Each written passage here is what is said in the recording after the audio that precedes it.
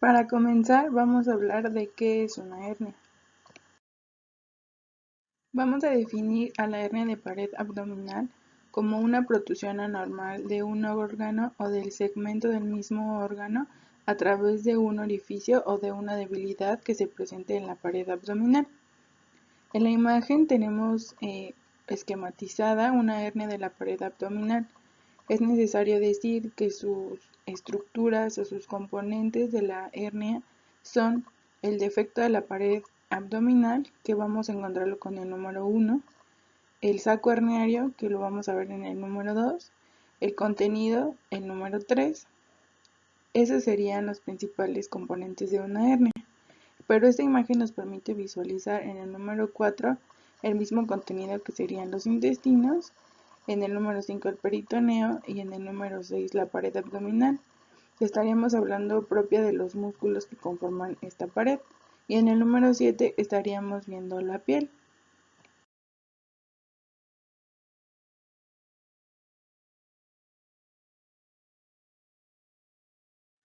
La pared abdominal entonces va a ser un conjunto de tejidos blandos que contienen y protegen las vísceras abdominales. Vamos a ver que tiene tres límites. El límite superior va a ser los rebordes de las varillas costales y la apófisis gifoides del esternón. Su límite inferior va a estar dado por las crestas ilíacas y la sínfisis del pubis, y su límite posterior va a estar dado por la apófisis transversa de los cuerpos vertebrales lumbares. La pared anterior abdominal va a estar conformada principalmente por el músculo recto anterior, el músculo oblicuo mayor, el músculo oblicuo menor y el músculo transverso del abdomen. Vamos a ver que estas son estructuras musculares planas principalmente. Y bueno, vamos a ver que el recto anterior se inserta en la sínfisis del pubis y los huesos púbicos, las superficies anteroinferiores de la quinta y sexta costilla y también el séptico cartílago costal y el apéndice gifoides.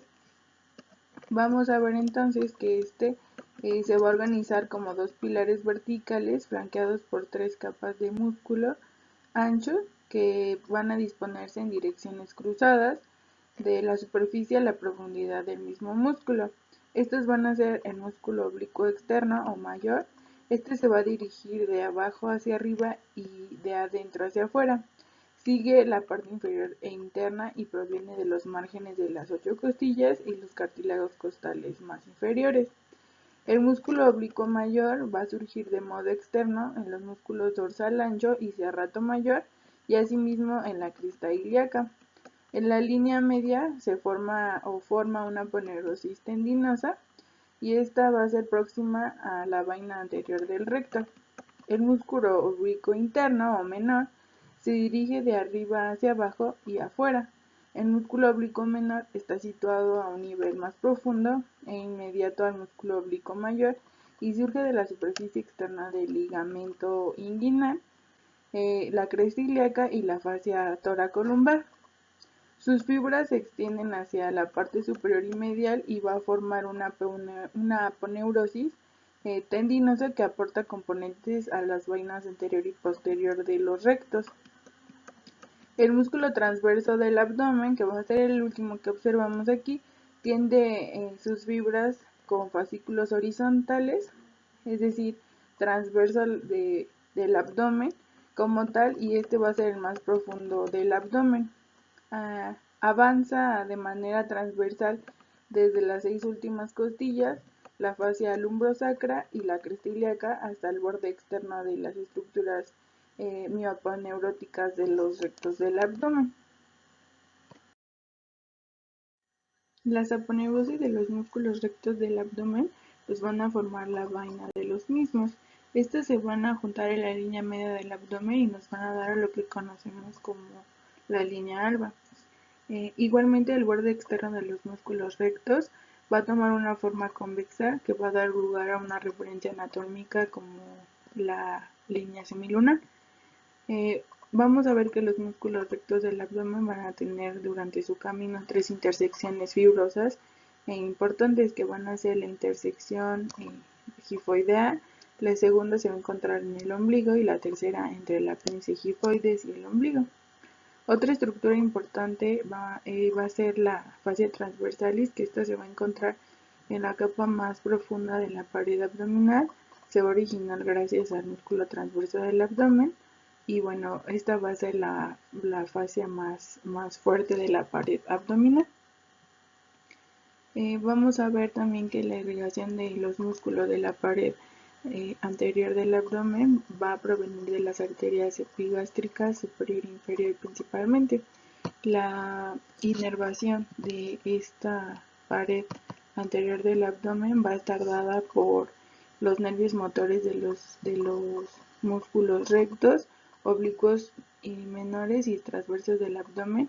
Van a seguir un trayecto desde las ramas anteriores de los nervios raquídeos hasta los niveles T6 a T12. Estos músculos, además de contener y proteger las vísceras, van a constituir, entre otras cosas, como ya sabemos, el aparato respiratorio accesorio y van a facilitar la defecación al aumentar la presión intraabdominal cuando esto se contrae, que eso lo podemos observar, por ejemplo, cuando se hace la maniobra de Valsalva en la exploración física. En cuanto a los músculos que conforman la pared abdominal posterior, tenemos aquí que son 5: el serrato posterior, el erector de la columna, el dorsal ancho y los músculos oblicuos internos y externos. Vamos a ver también que para fines prácticos del estudio de las hernias lumbares, vamos a identificar 2 triángulos importantes: el triángulo superior o de Greenfield y el triángulo inferior o de Petit. En cuanto al triángulo superior, vamos a ver que este va a estar formado por el borde inferior de la 12ª costilla, el músculo erector de la columna y el músculo oblicuo interno. En cuanto al triángulo inferior o de Petit, vamos a ver que este está formado lateralmente por el oblicuo externo del abdomen, medialmente por el músculo dorsal ancho y de forma inferior por las crestas ilíacas.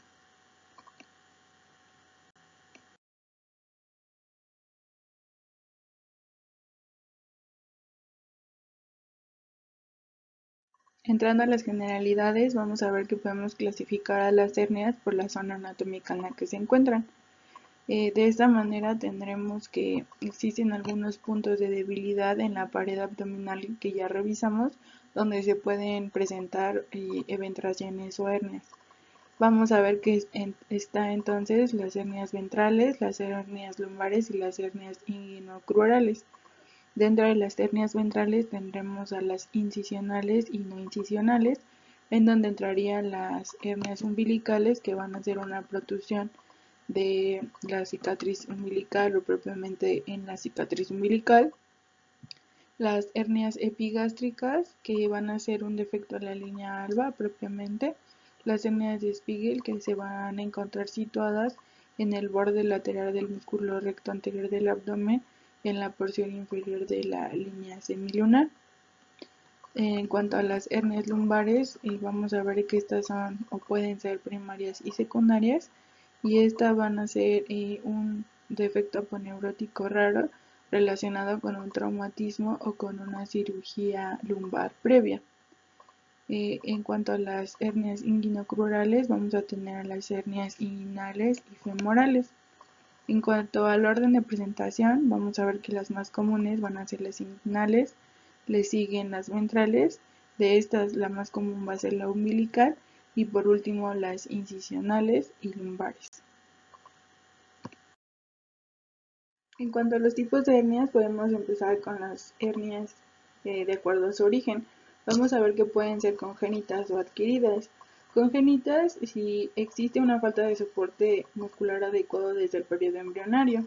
Adquiridas cuando existe un aumento en la presión intraabdominal o una pérdida de la resistencia y elasticidad de los tejidos. También pueden ser por un traumatismo en la zona o una cirugía previa. En cuanto al tamaño del defecto herniario, podemos ver que existen hernias pequeñas cuando son menores a 3 centímetros, medianas cuando van de los 3 a los 6 centímetros, grandes de los 6 a los 10 centímetros y gigantes de los 10 a los 20 centímetros. En cuanto a la viabilidad de su contenido, vamos a ver que cuando el contenido de una hernia puede devolverse a la cavidad a través de la que protuye, esta va a ser una hernia reductible. Aquellas hernias en las que el órgano o tejido contenido no puede regresar a la cavidad natural se van a determinar como hernias encarceladas. Estas pueden presentarse como un estado crónico y asintomático. Si llegan a ser sintomáticas, nos pueden reflejar síntomas y signos de una obstrucción intestinal. Cuando las hernias se acompañan de compromiso vascular del órgano atrapado, se van a conocer como hernias estranguladas. Este tipo de hernia representa una verdadera urgencia quirúrgica, ya que puede comprometer la integridad del órgano y de nuestro paciente. Los factores predisponentes para la formación de hernia los podemos dividir en 4. Los factores sistémicos, los genéticos, aquellos que tienen una implicación en el metabolismo del colágeno y los que aumentan la presión intraabdominal. Vamos a ver que dentro de los sistémicos tenemos a la desnutrición, al déficit vitamínico, principalmente vitamina C, que como vimos en el tema de cicatrización es muy importante para la misma. También tenemos al uso de fármacos como esteroides o quimiorradioterapia, el tabaquismo, las enfermedades crónicas como diabetes, hipertensión, cáncer e incluso insuficiencia renal crónica, la multiparidad y la obesidad. Dentro de los factores genéticos vamos a ver que se ha estudiado que las hernias tienen una tendencia autosómica dominante por la línea paterna. En cuanto al metabolismo del tejido conectivo o del colágeno, vamos a ver que la edad es un factor importante, ya que en una persona con edad avanzada, la formación de colágeno no va a ser la misma en cuanto a la destrucción del mismo. También tenemos al síndrome de Marfan, al síndrome de Sandartos, al síndrome de Hüller y aquellas implicaciones o enfermedades que implican una vasculitis, como un aneurisma de grandes vasos. Vamos a ver que aquellos factores que tienen un incremento de la presión intraabdominal, vamos a encontrar la obesidad, el embarazo, el hilio postoperatorio, la tos crónica o aquellas enfermedades pulmonares en las que los pacientes presentan accesos de tos, la ascitis, el estreñimiento, el prostatismo y los pacientes que se someten a diálisis peritoneal. Adentrándonos a las hernias, vamos a comenzar por revisar las hernias incisionales. Vamos a definir estas hernias incisionales como defectos en la pared abdominal en el área de una incisión previa con salida de peritoneo y o tejido cicatrizal, acompañado o no de vísceras abdominales por una zona de la pared abdominal donde de manera natural no entrarían hernias primarias. Estas hernias van a estar ocasionadas principalmente por cicatrización de la herida, una mala cicatrización y errores técnicos durante la reparación de las hernias. Vamos a ver que estas pueden estar instaladas en el sitio de incisión o en los sitios donde se realizó la sutura de la misma. La estructura de estas hernias, vamos a ver que en cuanto al anillo, sus bordes van a ser musculares, aponeuróticos y van a estar retraídos e invadidos por tejido fibrótico. En cuanto al saco, este va a iniciar su formación cuando la separación aponeurótica comienza y las fibras disgregadas de la misma van a estar invadidas por tejido fibroso. El contenido del saco de estas hernias va a estar principalmente formado por epiplón e intestino delgado. Revisando estadísticas epidemiológicas rápidamente, vamos a ver que esta tiene una mortalidad muy baja, representa únicamente el 0.24%.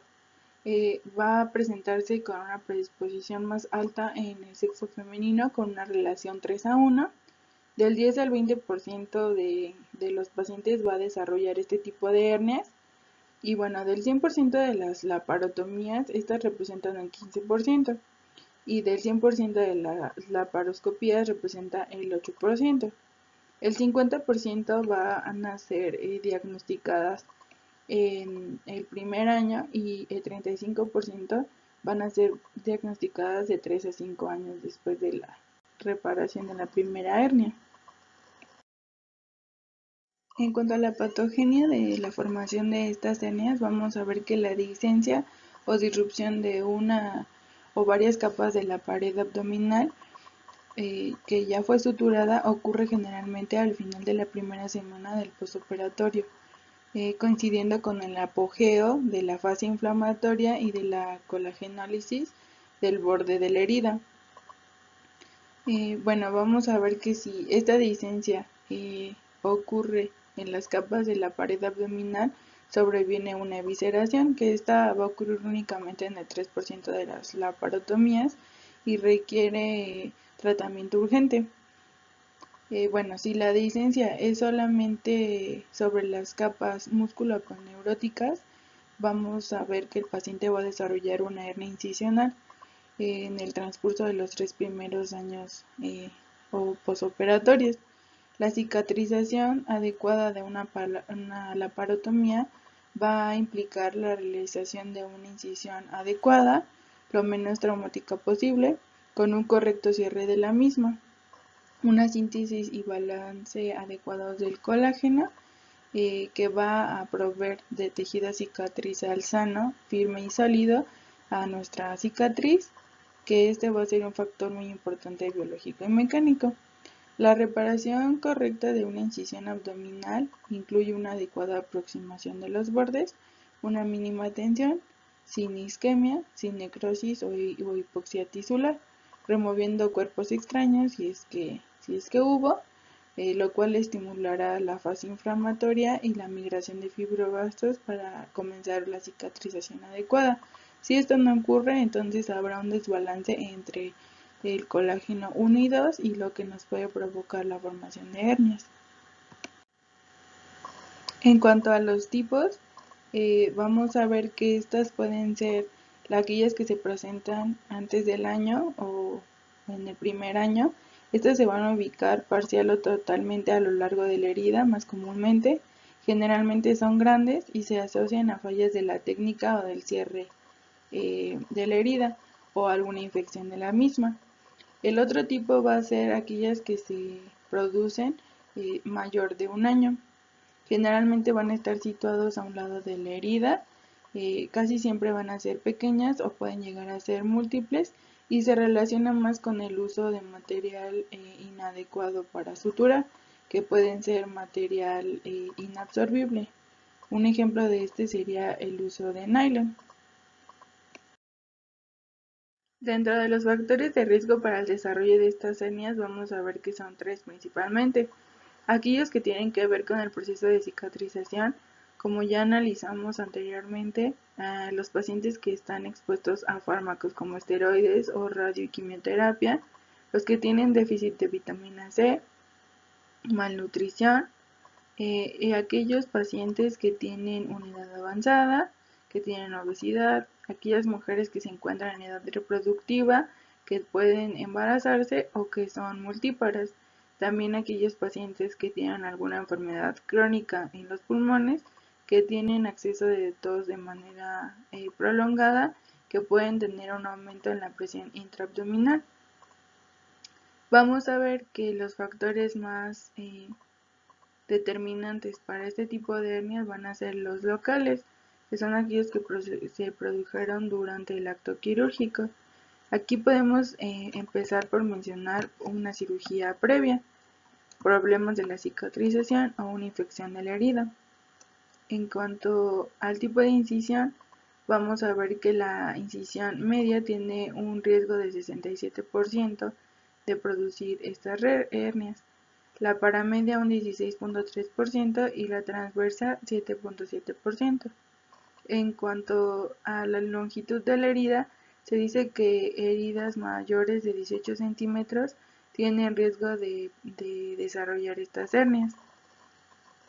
En cuanto al corte, vamos a ver que si se trata de un corte con bisturí, Estas tienen más fuerza tensil, por lo que son menos probables de producir este tipo de hernias, a diferencia de la electrocoagulación, que tienen una menor fuerza tensil en el corte, lo que puede producir es el desarrollo de estas hernias. En cuanto al cierre, vamos a ver que si hay un exceso de presión sobre los bordes de la herida, va a favorecer mayor adherencia de los tejidos. Y si nuestro cierre fue con puntos muy separados entre uno y otro, pues también nos puede llevar al desarrollo de la dehiscencia de la herida y pues que se forme este tipo de hernias. En cuanto al material de sutura, vamos a ver que el material absorbible a largo plazo es el más recomendable. En cambio, el material que se reabsorbe rápido, como el catgut crámico, se asocia con la formación de hernias tempranas, y materiales absorbibles inabsorbibles se asocian con hernias tardías de este tipo. Para diagnosticar estas hernias, la exploración física es nuestra herramienta más importante. Con esta podemos encontrar más del 95% de las hernias. Vamos a ver que se comienza examinando al paciente en decúbito dorsal. Vamos a pedirle que haga la maniobra de Valsalva para determinar la localización y el tamaño de la hernia.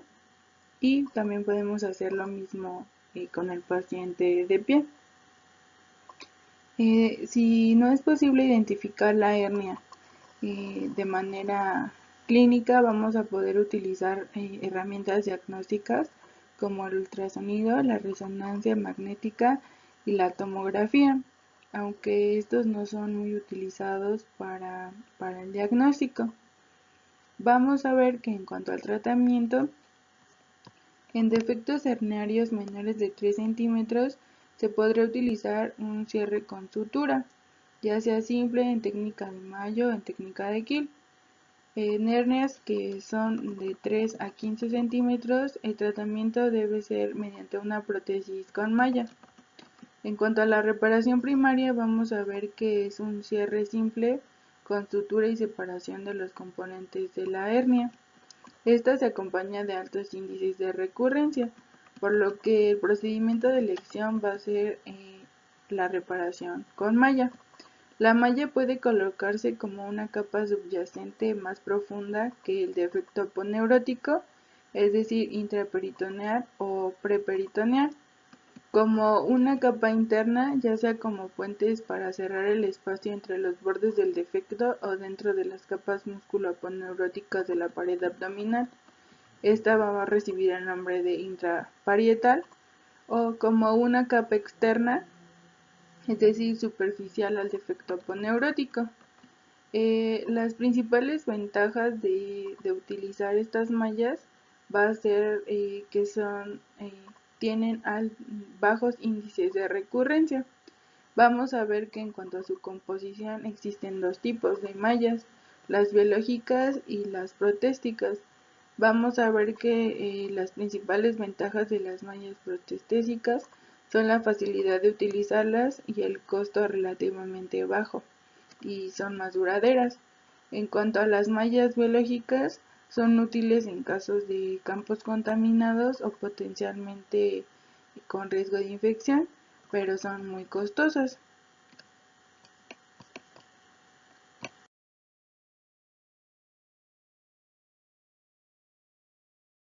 Las hernias ventrales primarias son un grupo de hernias que aparecen normalmente en áreas de orificios naturales, en áreas de transición músculo-aponeurótica, en el entrecruzamiento de las fibras aponeuróticas o en áreas de debilidad congénita.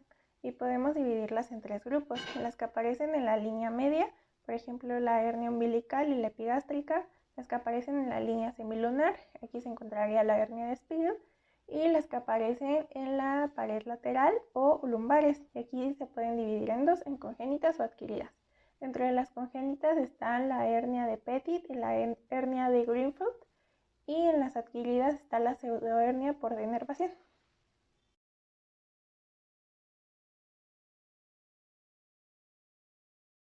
La hernia umbilical es el abultamiento alrededor del ombligo y esta puede contener epiplón, intestino delgado o intestino grueso. Su frecuencia es del 4 al 13%, sin embargo se dice que esta frecuencia puede ser mayor debido a que el diagnóstico es muy difícil, ya que esta hernia es asintomática y muchas veces no es visible a simple vista. Para esta tenemos varios factores de riesgo. Básicamente puede ser cualquier factor que incremente la presión intraabdominal, por ejemplo la obesidad, la multiparidad o la ascitis, o factores que aumenten la fuerza que hacemos en el abdomen, por ejemplo la tos crónica, o pacientes que tengan alguna alteración pulmonar. Estas hernias podemos dividirlas según dos factores, según su origen o según su localización. Según el origen están las congénitas y las adquiridas. Las congénitas se encuentran de un 30 a 40% en los niños recién nacidos, sobre todo si tienen peso bajo al nacer, y de un 15 a 30% en los niños de 2 años y de 10% en los niños de 3 años. Y esto es debido a que conforme van creciendo, estas hernias suelen sufrir un cierre espontáneo del orificio umbilical, desapareciendo la hernia. Por eso, conforme crecen, esta hernia va disminuyendo en su frecuencia. Y las adquiridas, que es más frecuente en los adultos, se encuentra de un 85 al 90%. Según su localización tenemos dos tipos, las umbilicales y las paraumbilicales. Las umbilicales se encuentran protuyendo en el orificio umbilical y las paraumbilicales protuyen en la periferia de este orificio. Es importante que diferenciemos de una hernia paraumbilical a una hernia de Spiegel. La hernia de Spiegel se encuentra sobre la línea media o línea alba y la hernia paraumbilical se encuentra ya sea a la derecha o a la izquierda. La etiopatogenia de la hernia umbilical congénita radica en que hay un cierre y retracción cicatrizal incompletos en la primera semana de vida.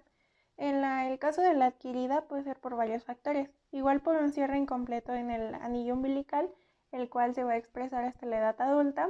También puede ser por trastornos de la colágena, por factores que aumenten la presión intraabdominal como la obesidad, y también puede ser por alteraciones en la disposición de las fibras de la fascia umbilical. El diagnóstico va a ser clínico, vamos a hacer una inspección y vamos a encontrar un abultamiento, ya sea en el ombligo o en su periferia. También vamos a palpar y vamos a pedirle al paciente que haga fuerza, ya sea que tosa o que puje con la panza. Y vamos a observar cómo es que se va a protruir la hernia. En algunos casos puede requerirse un ultrasonido o un ATAC. Sin embargo, esto es muy raro. El diagnóstico casi siempre se logra solamente con la clínica.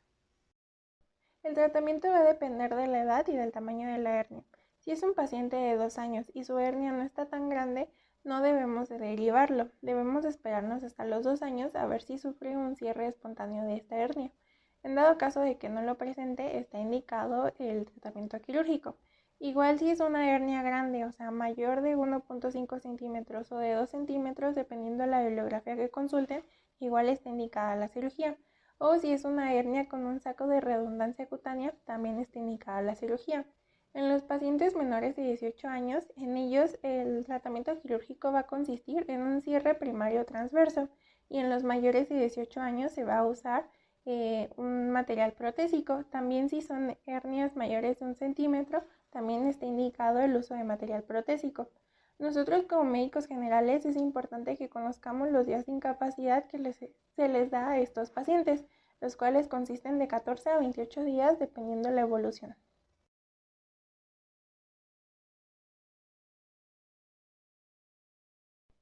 La hernia epigástrica es un defecto aponeurótico sobre la línea media o también llamada línea de Alba, y esta hernia se va a encontrar entre el apéndice sifoides y la cicatriz umbilical. Algo importante de esta hernia es que su contenido casi siempre es de grasa preperitoneal, muy rara vez va a ser de una asa intestinal. Su incidencia es del 3 al 5% y se encuentra más en los hombres con una relación de 3 a 1. Es más frecuente entre la edad de los 20 y los 50 años y esto se asocia a los trabajos de fuerza pesada que suelen hacer los hombres a esta edad. Debido a que el tejido aponeurótico sobre la línea alba es muy firme y tenso, es raro que estas hernias se presenten. Por esto es que se ha intentado encontrar la etiopatogenia de estas hernias. A pesar de la ardua investigación, no se ha llegado a una conclusión firme. Por eso es que se tienen varias teorías. Existe la teoría de Ascar, que consiste en clasificar a las fibras aponeuróticas de acuerdo a su disposición, y las clasifica en 3 tipos, la tipo A, tipo B y tipo C. Y encontró que en las tipo A es más frecuente las hernias epigástricas. Otra teoría es la teoría de Moskowitz. En esta junta dos factores: el hecho de que en el tejido aponeurótico de esta línea alba hay perforaciones debido al paso de los vasos sanguíneos. Sumado a esto, puede haber un aumento de la presión intraabdominal, lo cual nos llevaría a la formación de hernias epigástricas.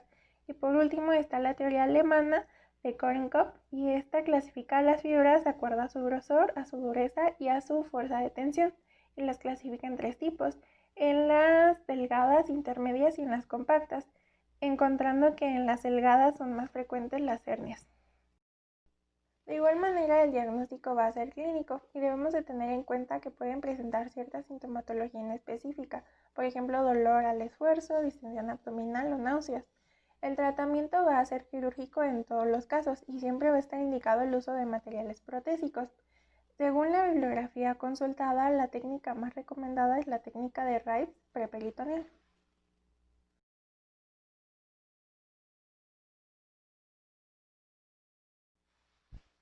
La hernia de Spiegel es la protrusión espontánea en la fascia de Spiegel, siguiendo la línea semilunar con el mismo nombre.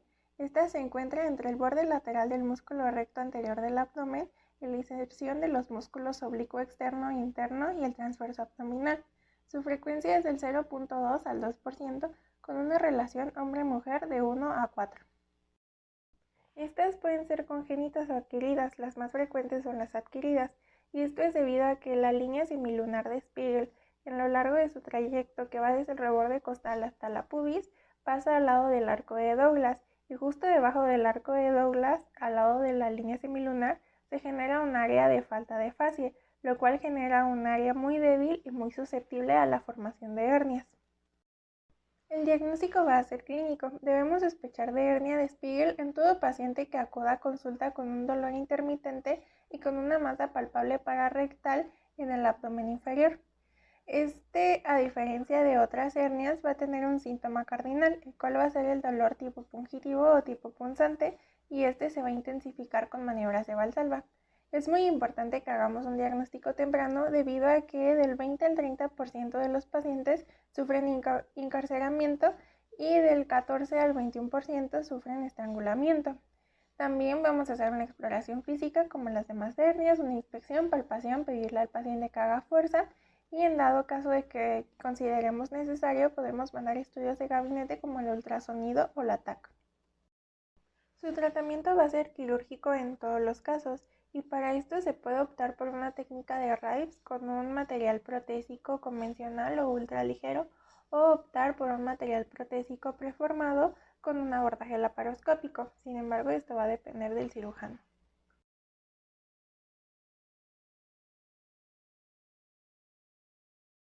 Una hernia lumbar primaria es la protrusión del contenido abdominal por debilidades en la pared posterior del abdomen, y estas se van a presentar en menos del 2% del total de las hernias. Naturalmente, en nuestro cuerpo tenemos dos áreas de debilidad: el triángulo de Petit y el cuadrilátero de Greenfield. El triángulo de Petit va a estar formado por el músculo dorsal ancho, el oblicuo externo y la cresta ilíaca, y de fondo va a tener al oblicuo interno. Y el cuadrilátero de Greenfield va a estar formado por el músculo serrato posterior, inferior, el iliocostal, el oblicuo interno y externo, y por la costilla número 12, y de fondo va a tener al músculo transverso del abdomen.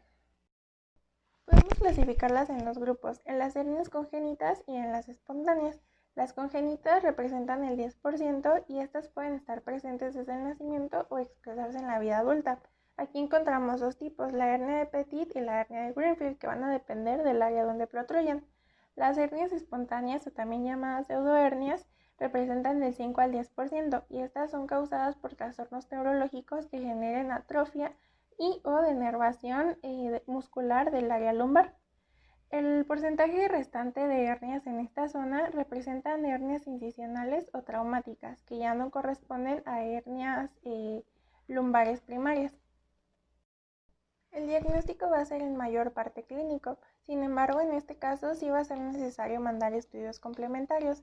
Podemos mandar una TAC dinámica o una electromiografía con el fin de descartar alguna alteración neurológica que pueda generar una pseudohernia. El tratamiento en todos los casos va a ser quirúrgico, incluso en las pseudohernias. En el caso de las hernias primarias congénitas, El objetivo va a ser limitar el daño estructural que está generando la hernia. Y en el caso de las pseudohernias, lo único que se puede hacer es limitar el daño y minimizar la progresión, debido a que tal cual no hay un defecto herniario, pero la alteración neuromuscular es irreversible. La técnica que se puede utilizar se recomienda la técnica de RAPS o la técnica del sándwich, o incluso se puede optar por un abordaje laparoscópico. Sin embargo, en el caso de las pseudohernias, el abordaje laparoscópico suele ser muy limitante.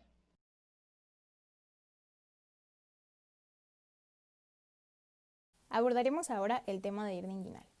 De todas las hernias de la pared abdominal, la hernia inguinal va a ser la más frecuente, va a representar el 75% del total de los casos. En cuestión de frecuencia, esta va a ser más frecuente en hombres que en mujeres, en una relación de 3:1.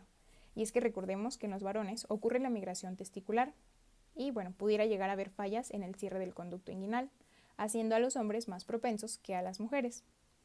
En cuestión de lado, las hernias unilaterales suelen ser las más frecuentes y el lado más afectado suele ser el lado derecho, seguidas de las hernias del lado izquierdo y por último las hernias bilaterales. También las hernias indirectas suelen ser más frecuentes que las hernias directas y estas pues van a tener una incidencia alta.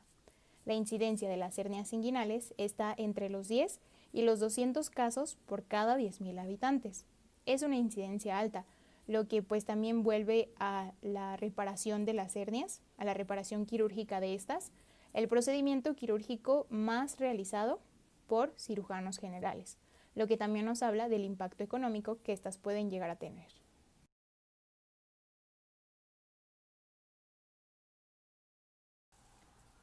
Abordaremos ahora algunos puntos importantes de la anatomía de región inguinal.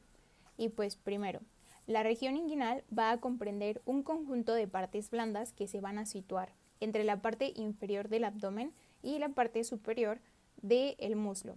Para delimitarla mejor podemos trazar una línea horizontal que vaya desde espina ilíaca anterosuperior a espina ilíaca anterosuperior, así como podemos ver en la imagen, esta línea horizontal. Este comprende el borde superior. Ahora, el borde inferior sería el trayecto que sigue el ligamento inguinal. Y el borde lateral, que está hacia la línea media del cuerpo, va a ser el borde externo del músculo recto del abdomen, formando así pues este triángulo que podemos ver. Este triángulo marcado aquí representa la región inguinal. La región inguinal va a ser un sitio anatómico de interés, principalmente de tipo quirúrgico, ya que es aquí donde se van a desarrollar una de las principales patologías herniarias, que pues son las hernias inguinales. Para hablar de esta zona vamos a empezar explicando el ligamento inguinal, ya que como vimos este es muy útil, resulta muy útil para delimitar bordes y además para ubicarnos a través de esta zona. El ligamento inguinal es una estructura fibrosa que mide aproximadamente entre 10 y 12 centímetros, va a ir desde la cresta ilíaca hasta el tubérculo del pubis y va a estar formada por un engrosamiento, por una condensación de las fibras aponeuróticas del músculo oblicuo externo del abdomen. Por lo tanto, este ligamento va a ser una dependencia del oblicuo externo del abdomen. Debajo de ella vamos a poder encontrar algunas estructuras, como podemos observar en la imagen del medio, y va a estar pues ahí algunos vasos como los vasos femorales, arterias, venas. Vamos a encontrar músculos, el paso de músculos y también ganglios linfáticos. Y sobre este, como pues siguiendo un caminito, va a ir el conducto inguinal, del que más tarde también hablaremos. Abordaremos ahora algunos puntos importantes de la anatomía de región inguinal. Y pues primero, la región inguinal va a comprender un conjunto de partes blandas que se van a situar entre la parte inferior del abdomen y la parte superior del muslo. Para delimitarla mejor podemos trazar una línea horizontal que vaya desde espina ilíaca anterosuperior a espina ilíaca anterosuperior, así como podemos ver en la imagen, esta línea horizontal. Este comprende el borde superior. Ahora, el borde inferior sería el trayecto que sigue el ligamento inguinal.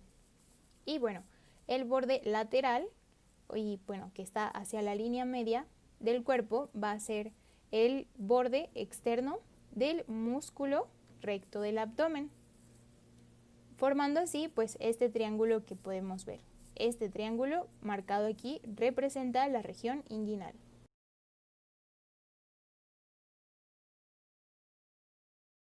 Otra estructura de suma importancia en la región inguinal es el canal inguinal. Esta estructura podemos imaginárnosla como un tubo de PVC que va a tener un orificio de entrada, un orificio de salida y un contenido. El contenido va a depender del sexo. En el caso de los hombres, el contenido va a ser el cordón espermático y en el caso de las mujeres va a ser el ligamento redondo. Como todo tubo de PVC va a tener un orificio de entrada al cual vamos a llamar anillo inguinal profundo o interno, que va a ser una abertura a través de la fascia transversalis. Como podemos ver aquí en la imagen de la diapositiva, está señalando una flecha el orificio en la fascia transversal, que va a ser una fascia que va a estar cubriendo al músculo oblicuo transverso del abdomen. El orificio de salida, o también llamado anillo inguinal superficial, o va a ser un orificio a través de la aponeurosis, pero esta vez del oblicuo mayor. Esta va a estar por fuera y por arriba del pubis, como podemos ver también aquí en la imagen, la flecha señalando hacia este orificio. Además de esto, vamos a ver en diapositivas siguientes cuáles son los límites hacia arriba, hacia abajo y hacia los lados de este canal inguinal. Antes de pasar a los límites del canal inguinal, vamos a hablar sobre el cordón espermático, que como recordaremos, este va a ser el contenido del canal inguinal en el caso de los varones. Va a estar formado por 3 arterias, 3 venas, 2 nervios, un plexo pampiniforme y además el conducto deferente, que va a estar rodeado por 3 capas de fascia espermática.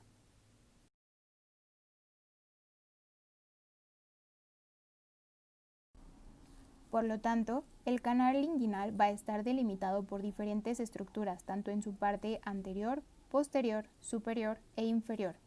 En esta diapositiva tenemos específicamente los límites anterior y posterior. Como podemos ver, las letras naranjas, que también tienen una flechita del mismo color, nos están guiando hacia la aponeurosis del músculo oblicuo externo, que va a estar representando el límite anterior o más superficial de este canal inguinal. Y a su vez las letras color como azul grisáceo nos están indicando dónde se encuentra la fascia transversalis, que representa el límite posterior del canal inguinal, teniendo así ya los límites tanto anterior como posterior que van a estar limitando o rodeando al canal inguinal. Como podemos ver también aquí en la imagen de la fascia transversal, podemos ver un agujero. Como yo les comentaba, esta es la entrada hacia el canal inguinal y bueno, este es el anillo inguinal interno, que pues como ya les comentaba es un agujero en la fascia transversal. Además de esto, hay aquí también algo que dice engrosamientos. Estos engrosamientos van a ser pues eso, condensaciones de tejido que van a estar dándole soporte o reforzamiento a la fascia transversal. Uno de ellos está representado en la imagen de abajo en color rosa y ese que está pintadito como color rosa representa el ligamento de Hesselbach y lo blanco que está a su lado es el tendón conjunto. Ambos van a ser engrosamientos que pues le van a dar sostén o fuerza a esta fascia transversal. En resumen, la pared posterior del canal inguinal conformado por la fascia transversalis va a tener zonas de reforzamiento que podemos dividir en 3 tercios. El tercio externo está representado por el ligamento de Hesselbach, el tercio medio que no va a tener nada y va a ser una zona de debilidad y el tercio interno o tendón conjunto que pues ya habíamos visto y vuelven a estar representadas aquí en esta imagen gris con rosa. Y pues aquí tenemos los límites superior e inferior. El límite superior está conformado por 2 músculos, el músculo oblicuo interno del abdomen y el músculo transverso del abdomen, ambos con letras moradas y una flecha del mismo color que nos están indicando en dónde se encuentran. Y finalmente tenemos una flecha color negra que nos está marcando el piso o la parte o el límite inferior del canal inguinal. Y como podemos ver, este está conformado por la cintilla de Thomson o el tracto iliopubiano y el ligamento inguinal.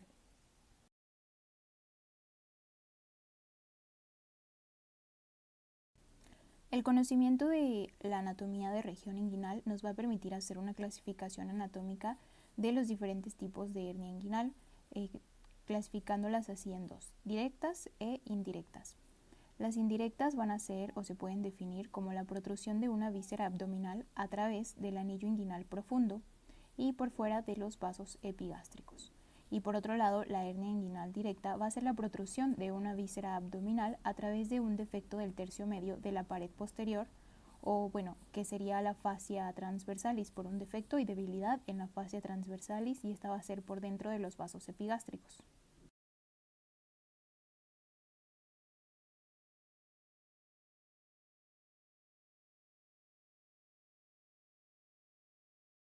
La etiología de las hernias inguinales va a ser multifactorial y va a estar dada principalmente por tres factores: los biológicos, los anatómicos y los mecánicos. En cuanto a los biológicos, este se refiere más que nada al colágeno y puede estar dada por síntesis de mala calidad del colágeno, una disminución en la síntesis de colágeno o una degradación aumentada de la síntesis de colágeno.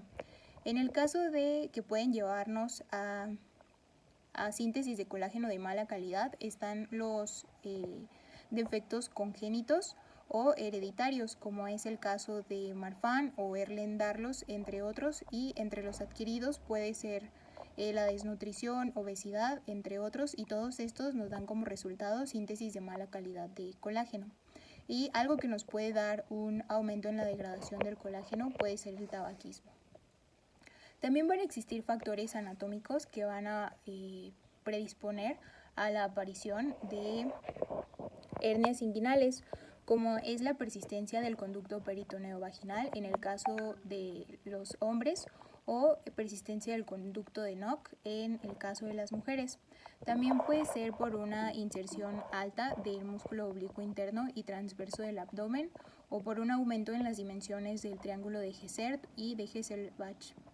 Y pues también puede ser o está relacionada a la teoría de Askar.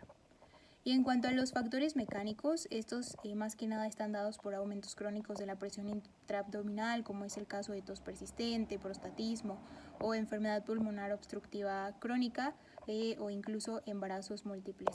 También cuando hay una asincronía entre el aumento de la presión intraabdominal y una contracción simultánea de la pared abdominal. Por lo tanto, muchos de estos también van a poder verse en los factores de riesgo. Conociendo los factores etiopatogénicos de las hernias inguinales, podemos ya describir algunos factores de riesgo. En resumen, pues serían una disminución en la síntesis de colágeno, una degradación aumentada de síntesis de colágeno o síntesis de colágeno de mala calidad, estreñimiento y prostatismo, embarazos múltiples, obesidad, desnutrición o tabaquismo.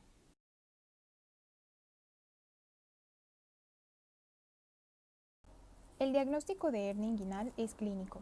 Se va a basar en una historia clínica completa que incluya el interrogatorio y la exploración física.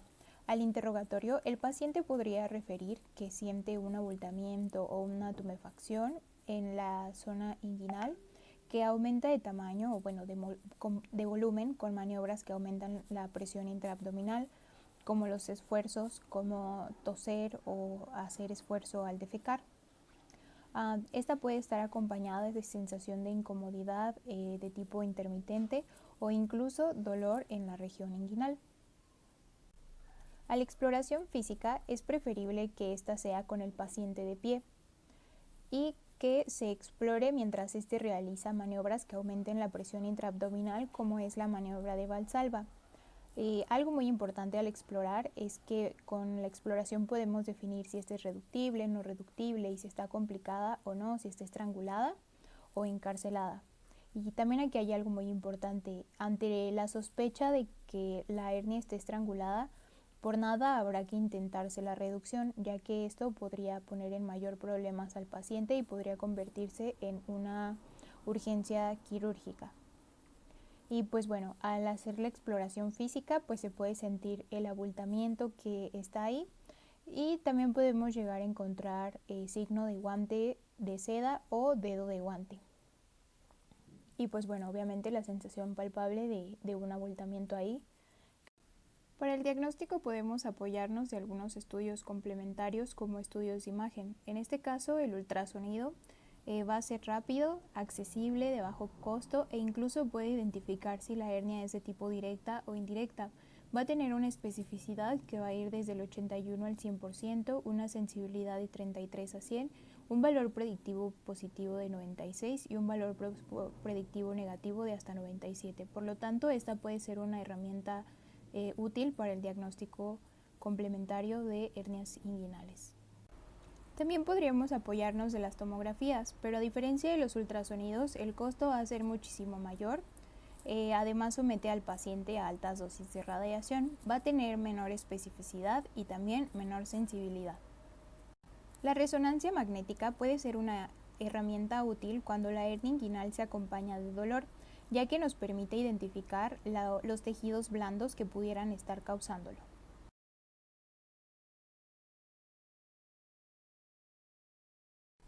Según la Federación Mexicana de Colegios Especialistas en Cirugía, toda hernia inguinal debe someterse a cirugía al momento de diagnosticarse, aun si esta es asintomática.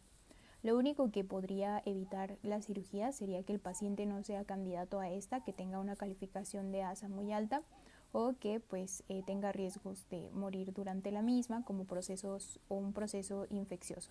En este caso, primero se van a tratar las patologías de base que puedan poner al paciente en riesgo al momento de la cirugía y posteriormente se realizaría esta. En el caso de los niños no se va a utilizar prótesis, en cambio en los adultos sí se recomienda el uso de materiales protésicos, de preferencia aquellos que sean ligeros o ultraligeros, y se deben optar por técnicas libres de tensión.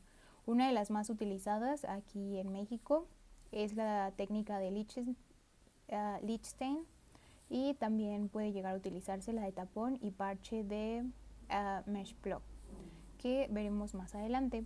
Y el tipo de abordaje puede ser tanto abierto como laparoscópico.